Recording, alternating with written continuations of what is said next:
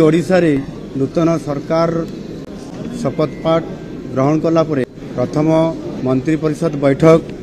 एवं परवर्ती पर्यायर कैबिनेट बैठक अनुष्ठित आमर ये लोकसभा भवन में हो जाइए एवं आज विशेष करिकी कैबिनेट बैठक रे जो किछि प्रस्ताव निया जाइछि ता उपरे मु संक्षिप्त रे किछि कथा मु आपण मान पाखरे रखुछि। जेहेतु गत निर्वाचन समय रे ओडिशार 4.5 कोटी लोकंकर विभिन्न प्रसंग को नहीं एथिरे किछि समस्या अछि, किछि विकासमूलक पदक्षेप कथा अछि एवं ओडियांकर अस्मिता उपरे संकटर कथा भी अछि। तो ताकू गुरुत्व देई आज नूतन भाव सरकार दायित्व नेला परे जो कैबिनेट बैठक है से विशेष करके 4टी प्रस्ताव इथिरे निया जाइछि। प्रथम प्रस्तावटी है महाप्रभु जगन्नाथंकर जो श्रीमंदिर अच्छी पुरी रे से विभिन्न समय रे विभिन्न कथा एवं विभिन्न समस्या मध्य आसी थाए तार समाधान मध्य किबड़ी भाव में से मध्य सरकार नीतिगत भाव निष्पत्ति नहीं थांती।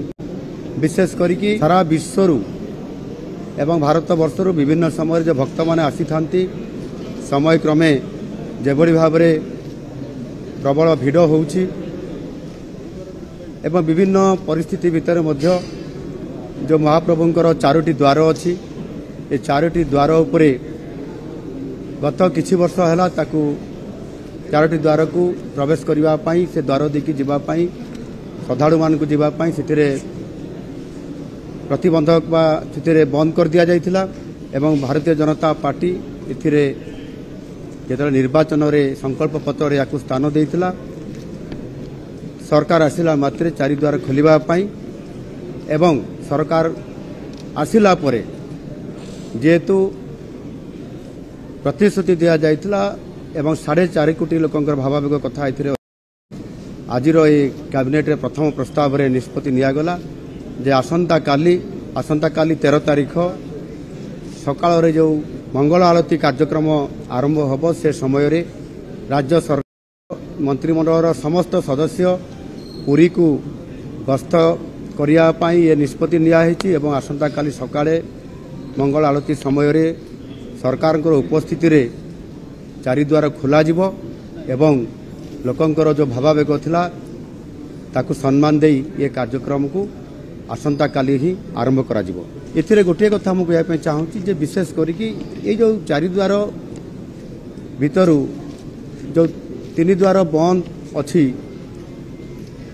एवं सेथिरे अनेक समय प्रश्न आसिला एवं भक्त और भगवान को भितरे गोटे व्यवधान सृष्टि करा जाउथिला एवं ये व्यवधान को बंद करने पाई एवं किभली भाव में सहजरे भक्त माने महाप्रभु को दर्शन करि पारिबे बाहरी पारिबे या को आधार करिकर ये निष्पत्ति निया जाइछि। द्वितीय कथा होची श्री जगन्नाथ मंदिरर संरक्षण रक्षणाबेक्षण एवं विकास एवं परिचालना एवं ता सहित मध्य विभिन्न समय तीर्थयात्री मानकर पाई सृष्टि होतबा विभिन्न समय समस्या या को आधार करी एवं विशेष करिक श्रीमंदिर सौंदर्यकरण ताहार उन्नतीकरण ये कथा को आधार करी बहुत समय जदि किसी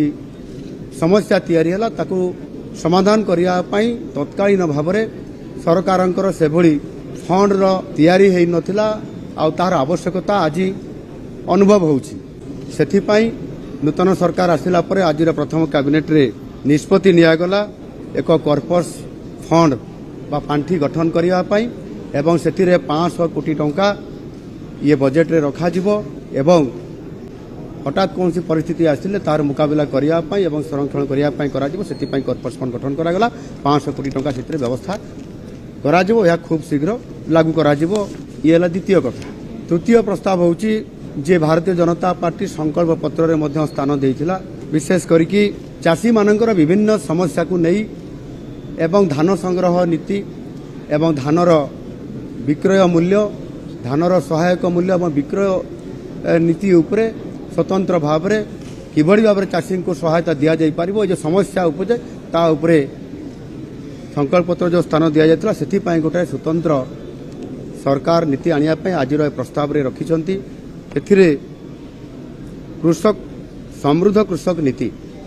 कृषक नीति सरकार खूब शीघ्र आनिया जाउछंती एवं नीतिगत निष्पत्ति आज कैबिनेट रे ता निष्पत्ति हेइछि। एथिरे जो धान क्विंटाल प्रति 3100 टंका दबा पई संकल्प पत्र रे भारतीय जनता पार्टी एथिरे संकल्प पत्र स्थान देइथिले ताकू कार्यकारी खूब शीघ्र करा जिवो एवं सेथि पई सरकार प्रशासन को एवं संपृक्त विभाग को मध्य निर्देश दिया जाइछि। सेथिरे एक मार्गदर्शिका एवं विस्तृत रूपरेख प्रस्तुत करिकि खूब शीघ्र ए बाबद सरकार को निकट में उपस्थापना करागला परे यहाकू खूब शीघ्र बा आगामी जो 100 दिन जो कार्यक्रम ये सरकार रखिछंती ये प्रस्ताव उपर कार्यकारी करिया पई ताकू खूब शीघ्र तार प्रस्तुति आसला परे यहाकू कार्यकारी करा जिवो। चतुर्थ प्रस्ताव विशेष करिकि महिला एवं शिशु विभागर जो महिला मानकर विकास महिला मानकर सशक्तिकरण कथा को लेकर मिशन शक्ति कथा एसएचजी ग्रुप रो किबड़ी भाव में तार आर्थिक स्थिति उन्नति आनिबो एक कथा अनेक समय पूर्वतन सरकार अनेक समय अनेक योजना करथिले किंतु से योजना विफल हेछि एवं लोक माने मध्य सिथिरे जेबड़ी भाव में आर्थिक स्थिति रे उन्नति आसीबा कथा बा महिला मानकर सशक्तिकरण हवा कथा सेथिरे कोठी ना कोठी ये योजना फेल मारिछि। आउ सेथि पई मध्य नुआ सरकार आसिला परे आजिर प्रथम ये कैबिनेट निष्पत्ति रे एथिरे जहाँ भारतीय जनता पार्टी तार संकल्प पत्र रे एक प्रस्ताव रखिथिला स्थान देइथिला संकल्प पत्र ता होची सुभद्रा योजना। ये सुभद्रा योजना को आगामी 100 दिन भितरे ताकू कार्यकारी करिबा पई एवं विशेष करिकि प्रत्येक महिला हिताधिकारी को 50,000 टंकार नगद भाउचर प्रदान करा जिबा पई जो संकल्प पत्र स्थान थिला ताकू कार्यकारी करिया पई आजिर ए प्रस्ताव रे निष्पत्ति हेछि एवं सेथि पई विशेष करिकि संपृक्त विभाग को मध्य या उपरे संपूर्ण ताहार गाइडलाइन एवं रूपरेख तैयारी करिया पई मध्य निर्देश दिया जाइछि विभाग को खूब शीघ्र अर्थात 100 दिन भितर याकू मध्य कार्यकारी करिया पई ये सरकार नीतिगत भाव निष्पत्ति नैछंती। यही जो 4टी प्रस्ताव लिया जाइछि ताकू खूब शीघ्र अर्थात